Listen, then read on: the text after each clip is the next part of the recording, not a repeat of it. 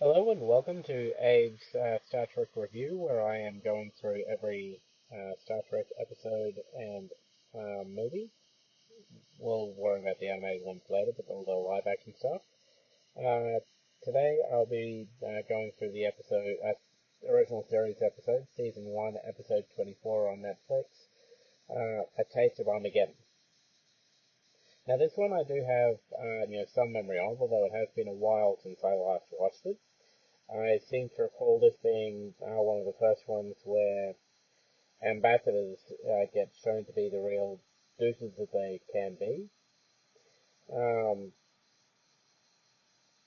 Although I seem to think that did have some kind of a positive outcome at the end, for him, but I can't quite remember how that played out offhand.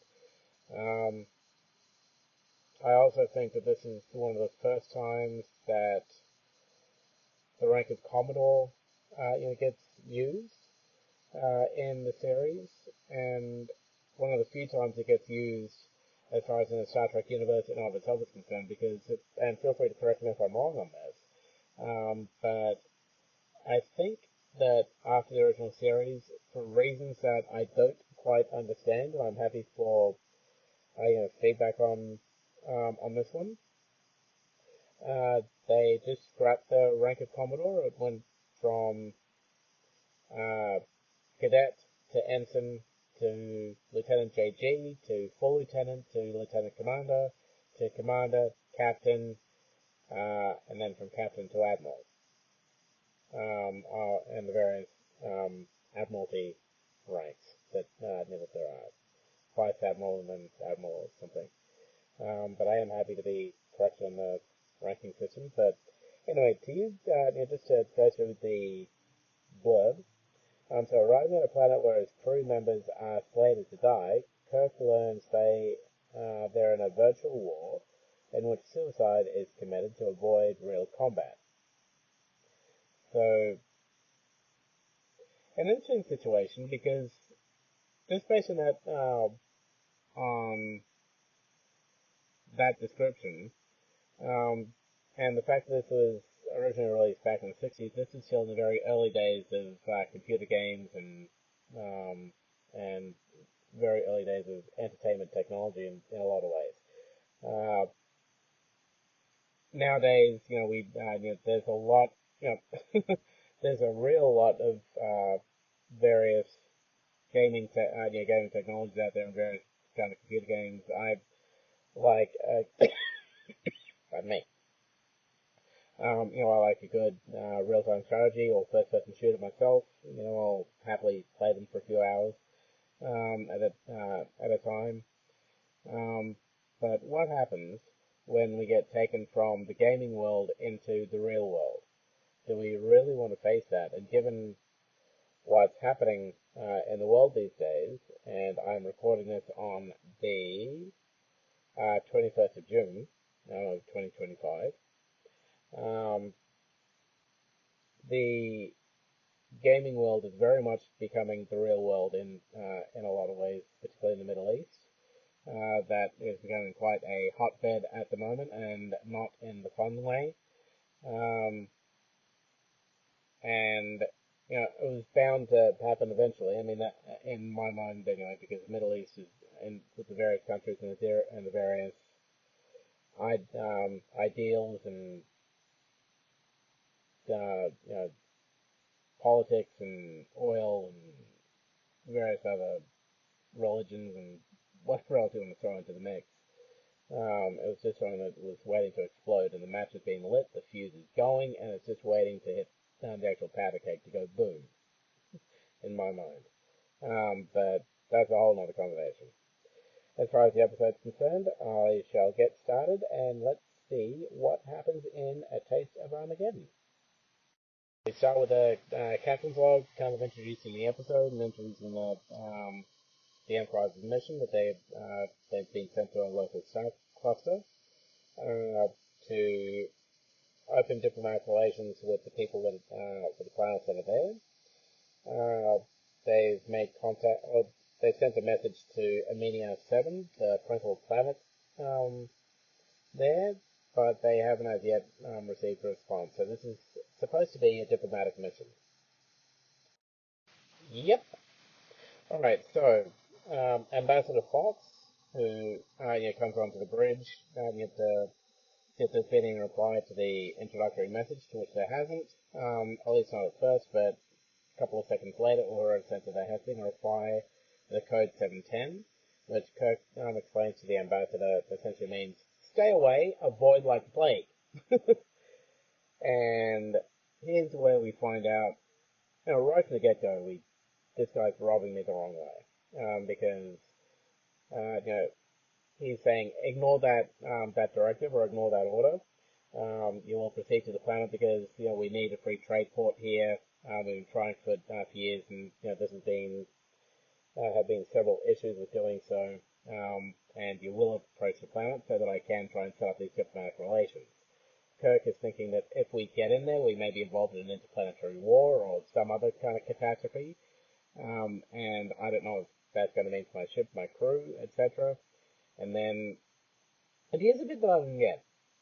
Ambassadors in present day world, and I'm happy to be corrected on this, but I don't think I'm wrong, are outside the military chain of command, which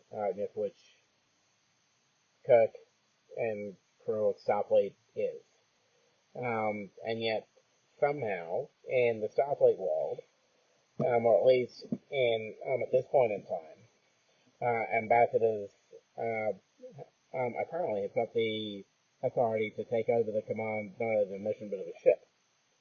Something which I do find to be very dangerous because we're a captain of the ship, and Kirk is a really good example of this. We keep in mind the ship, the crew, the mission, and need to look at big picture, little picture, medium-sized picture, the whole deal, to make sure that things can happen. Ambassadors can be, at least this is what I get from Ambassador Fox, and even just these first few scenes, or this first initial scene, and from what I recall from the other episodes that do feature them, though I can't remember them off the top of my head from memory, but I know they're in there.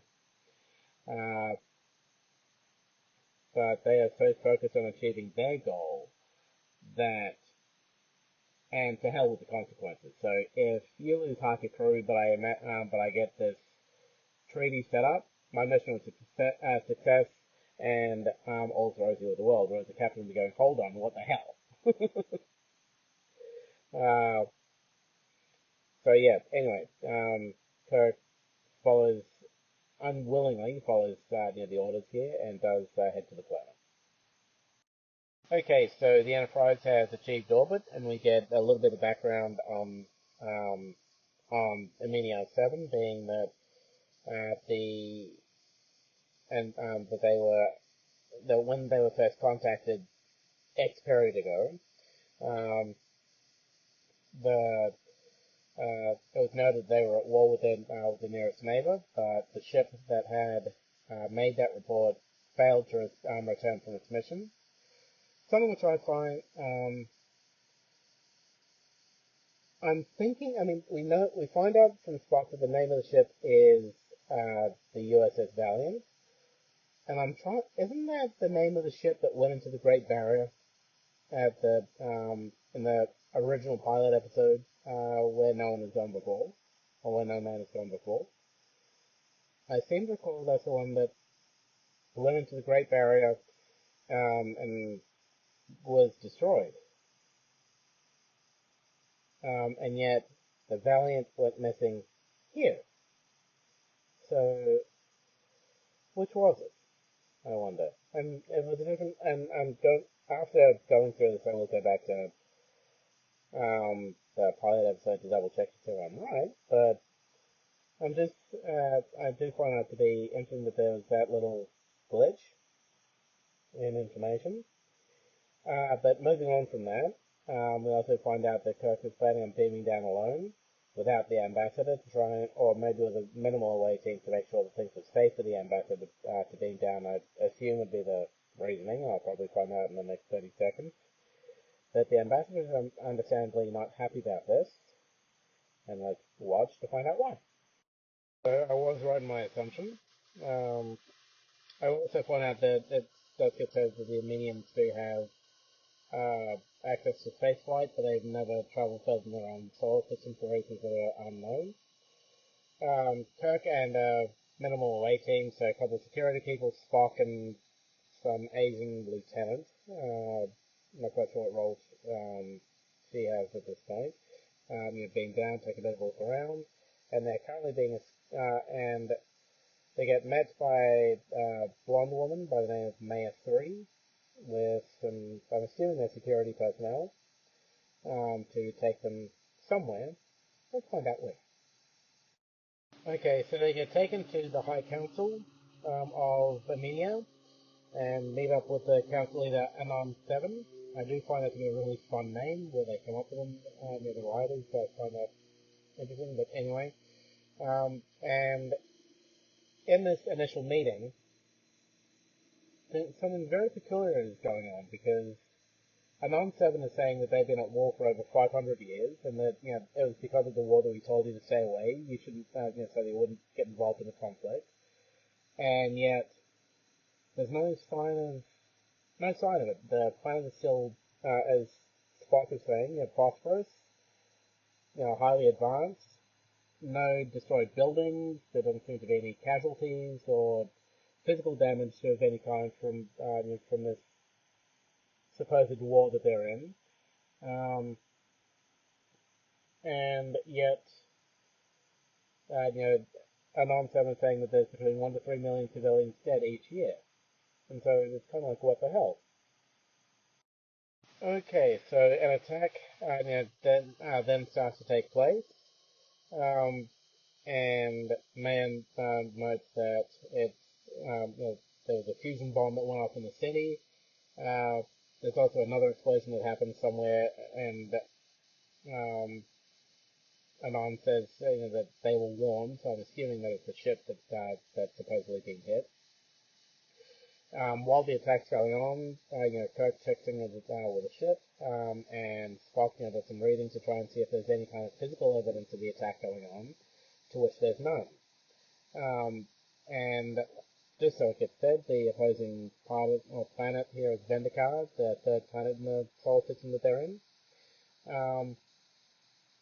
And Spock then realizes after all this, after there's no physical evidence, that it's all done by computers, that there's no actual physical war going on, and that the casualties are recorded. So there's, and something which I find to be highly impractical in a lot of ways, because the way that this is supposedly supposed to work is that these computers, I assume there's a matching set on Vendikar somewhere, record an attack in, let's say, 5 miles, in a 5 mile radius of wherever the bomb is theoretically supposed to have hit. And then the people there got a day, 24 hours, to report to a disintegration chamber to be killed, or commit suicide, to have their death actually properly, for them to die. And the idea being that so they don't have to deal with the messiness of war, the civilization can go on, because the technology and the computers and knowledge and stuff will remain in that form, but even though the people in of itself may die. The thing which I find impractical about this, among other points, which I'm happy for people to raise, is that no government, no body can really know everyone that is living in a given area. I say that with in a couple of points. I mean, there are things like the census, where and there are records of who may be living in what house or at what address. But what happens if you've got a guest staying with you that you haven't told anyone? What happens to the homeless, people who have got nowhere to live, who may have just been living in the area? What happens if you're out of town at the time? and you're on holiday to to another part of to another country or to another part of the city or whatever. Um, and you went home when the attack took place, and you never told anyone where you were going. You may have just been on a road trip somewhere. Uh, and yet, if your address was, say, 10 Smith Street, and it was reported that 10 Smith Street got, blown up, there's no way to know who really should have actually been killed. And yet, somehow, this theoretical war, this computer game war, uh, is not is somehow factoring all that in, and I just can't quite see how that would practically be possible, particularly not with the technology at the time. But and I'm sure I've got the episode paused in front of me at the moment, and I love the look on Kirk's face because he is so incredulous at how this war is being run. Now Kirk is going to get royally ticked off because Kirk, as I said, Kirk was pretty incredulous about the whole way this thing was being run, and the fact that people just willingly walk into their desk when told to, which I can very much understand. And then Anon 7 tells him, well, we warned you to stay away, and now it's happened, your ship has been blown up. Theoretically, of course. And that everyone on board has now got 24 hours to beam down to die. And Kirk is definitely not going to let that happen. He and the landing party are currently being held prisoner, or hostages, whatever you want to call it, until the crew fulfill their duty on that one. But I really can't see Kirk kind of taking that too well. You do not touch his ship, you do not touch his crew and live. The next bit raises an interesting question. Although I'm very much on Kirk's side of the argument that the landing party is being held in a room, that they apparently have survived the attack on the Enterprise, but Mia comes in and Kirk requests to speak to an on-7, and this is denied. But when the subject comes up, the conversation goes to a place where our way is cleaner, it's tidier, and if we didn't fulfill our duty and report to our disintegrators and die as we've been designated, for lack of a better word, then Vandekar would be forced to launch real weapons, and we would need to do the same, and we would have a real war on our hands. And I think, as I recall, that may very well be where this episode ends up going, but I don't want to jump ahead in the episode as yet, but the difference between real war versus computerized war is huge. Sadly, as to use a real world example, the people in the Middle East are finding out or experiencing, I wouldn't necessarily say again, but continuing to experience it an ever worsening basis at the moment. Because there's bloodshed, there's destruction, there's starvation, there's power loss, there's loss of access to medical supplies and food and all these other kind of loss of family, breakups of family, and various other things that continually happen in a war. Things which, gratefully here in Australia, where I'm living, I've not had to experience in my lifetime, and I'm hoping. I mean, I don't know how much longer I've got left in the world. I'm still hoping a few decades at least. That I don't end up experiencing in my lifetime. I don't want to. I don't understand war. I may like the games, but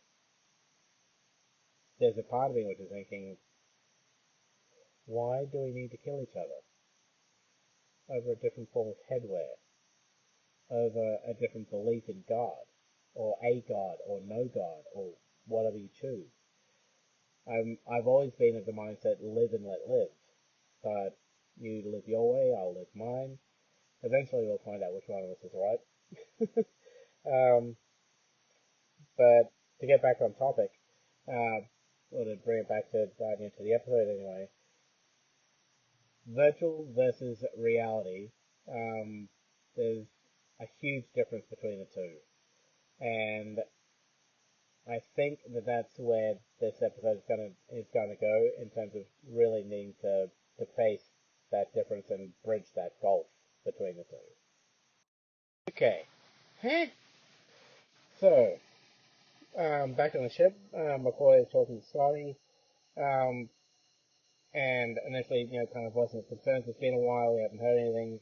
We should have heard something by now. And Scotty is saying, well, I don't disagree, but, what do you want me to do? There's nothing I can do in this situation. Um, and then they get a call, assuming, ostensibly from the captain, saying that, yay, everything's white as roses, B1 down, let's have a party. Whole crew, and we'll leave the Armenians to run the ship. Yeah, right. I can tell you right now that Scotty will not have a bar of that. He will know that something's up because we see that there was some kind of voice altering technology making Anon 7's voice sound like Kirk's. The fact they have voice altering technology is not surprising. I mean, we're very easily able to do that these days. Although the fact that back in the 60s they imagined that kind of technology, I find pretty cool. Still, let's find out how Scotty takes this information and what he does with it rather than shove it down the tube. So Scotty does correctly assume that there was a voice duplicator, um, and realizes that the captain and away team have been captured. Not quite sure what to do with that information as yet, but back in the planet, Spock uses some Vulcan telepathy to control one of the guards to let them out, and they make their escape to try and get communications back, get the communicators so they can warn the ship of what's going on. And they also kind of in their meanderings they come across a disintegration chamber. They stop Mia from entering it, or from going into it, and then essentially blow it up, which I find pretty cool. And this starts to make Anon 7 panic, as I recall. So the report gets back to Anon 7 in terms of what Kirk and the away team have done, and he then, I'm thinking this is more practical rather than theoretical now, is ordering that the Enterprise be fired upon. Digital war is about to turn real. Boom, boom, boom. So, back on the ship, they have taken appropriate defensive measures, shields up and whatnot. Although there is a bit of a contradiction that happens, which I'll get to in a moment. And the Armenians take their pot shot. It's apparently a sonic weapon, which the Enterprise shields can handle. The thing which I find funny is the very next part of the conversation, where uh, Scotty acknowledges that yes, we're fine in orbit and whatnot, and we could level the planet if we wanted to, but how can we do that and not risk the captain's life? And trying to find the captain, or these 4 or 5 people, in terms of the away team, and such a large planet, I can, yeah, that part I find a little puzzling that they would be having trouble with that, because surely they can differentiate between different kinds of life signs, like humans, Vulcans, and whatnot, and the Armenians must have their own biosignatures as well. It's not, this is not based off Stargate. Humans did not populate every planet in the galaxy. uh, but, so there's got to be that, but for some reason they're not able to do that, at least not as far as this is concerned. And the other part of the conversation, we can't fire our phasers with our shields up. It's like, hello? Really? What the hell is the point of having shields up if you can't fire your weapons at the same time? It's like you come across a Klingon battle cruiser, you have to drop your shields to fire, and they'll shoot you out of the sky at the time you do that. Wow. Anyway, Ambassador Fox comes along, and there's an obvious difference of opinion: protection of the ship or success of the mission. Well, the ship can, according to Ambassador Fox, the ship can go to hell so long as the mission is a success, which is what I was saying at the beginning of this podcast.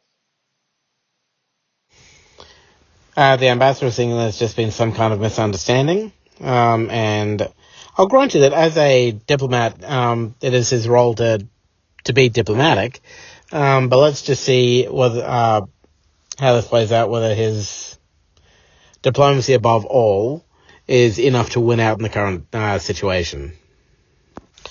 Okay, so back on the ground, Kirk and party go back to their room where they were being held, with the understanding that the last place that they'll be looked for is the first place they escape from. And they say that we've collected some uniforms and weapons and whatnot, and they've taken Mia with them, and Mia and Kirk is saying that we want to try and stop the killing. She believes him, but she's just not quite sure how he's going to do it, and but he does manage to convince her to help. Back in the council room, Anon 7 is looking at all the issues that are stacking up, and that Vendikar may think that Emilia is trying to abdicate the treaty that they've, or the agreement that they've had to do this war theoretically in the tidy way that they have. And he's now being hailed by the Enterprise, by Ambassador Fox, and I'm very curious to see how this communication will go. I love how this conversation goes. Alright, so there's this initial kind of veiled diplomacy from Anon 7, saying that the attack was a mistake, and we thought that your ship was going to fire on us, but we're going to stop our attack on your ship now. And then makes an invitation to Ambassador Fox to beam down, and that Kirk will be there to receive him along with with a standard welcoming party, and there's the usual kind of tie-off. We're going to be the best of friends, and et cetera, and the communication. And I love what happens next. Ambassador Fox tells Scotty, well, it was all a mistake. I was right. See? Ain't it so smart? You can lower the screens now. Scotty said, shove it.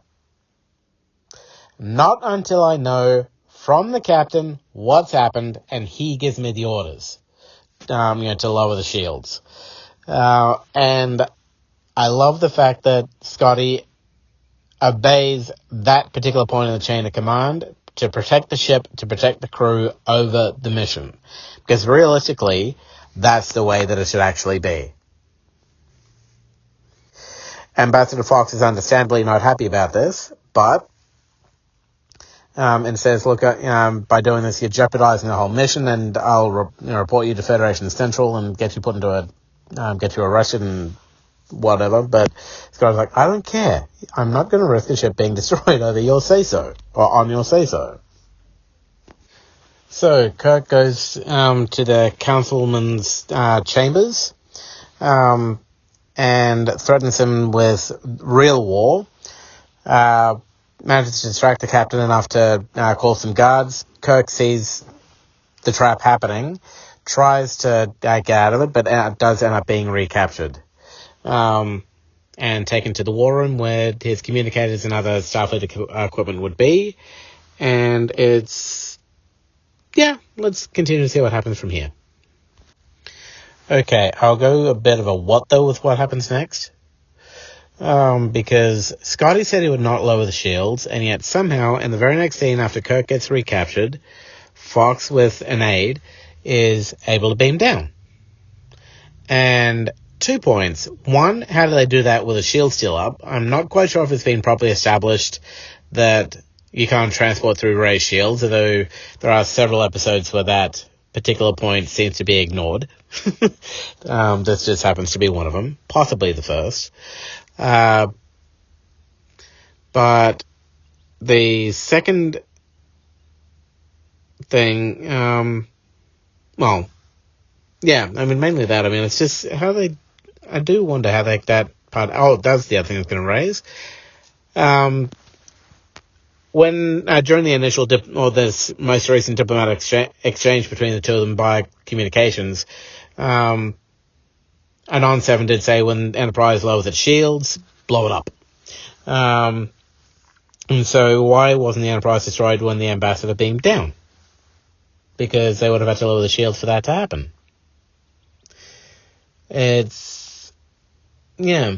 Unless, I mean, I guess one line of logic or reasoning that can potentially explain this would be if there's a different kind of shield that blocks audio weapons, like disruptors, versus the ones that you're more energy-based. But then, why would the phasers not be able to work through raised screens? Interesting points, which I love pulling apart, but yeah, let's keep going with the episode. So not long after beaming down, Fox and his aide are told that they are meant to be killed, as per the war that they've got going on, which shocks the Ambassador. We then get back to Spock and the rest of the away team, who managed to contact the Enterprise and relay what's going on. That the captain is overdue and that no one should beam down. And Scotty replies, well, the Ambassador just did. Spock and the rest of the away team, the two guards have dressed up in the Armenian guard uniforms, leave, but they leave the yeoman there for to guard Mia, so they can go find the captain and rescue the Ambassador. And at this point, I think I'm just going to watch the rest of the episode, and I'll have a few final words about and some final comments about what happens in these last bits. I'll throw in one more bit before I get to the end of the episode. So what's happened now is that Spock has managed to rescue the Ambassador, and they're now headed to the war room, or to the council room where the captain is. Anon 7 is, kind of talking about essentially his fears of the war becoming real. And Kirk is saying, well, yeah, that's exactly what I want. I want this war to become real. And Anon 7 is thinking, what the hell? Are you drunk? Why do you want this war to become real? We've done away with all the destruction of all the pain and starvation and various things that I mentioned at the beginning of this podcast, that are the dangers of war, of real war. And I can see where Kirk is about to go, but I'll let the episode get there. I'll let the episode get there before I properly comment on it. But I love the fear and the panic that is now showing on Anon's face and his demeanor, because Kirk also gives the order, General Order 24, which he explains to Anon 7. Because Anon contacts the Enterprise initially ostensibly to threaten them, but Kirk manages to get in there first with General Order 24, which apparently is to turn the planet into a smoking cinder in 2 hours' time. And so let's just see how the remainder of the episode kind of plays out with this. I have a feeling I know where it's going to go, but I'll wait for the episode to actually show me.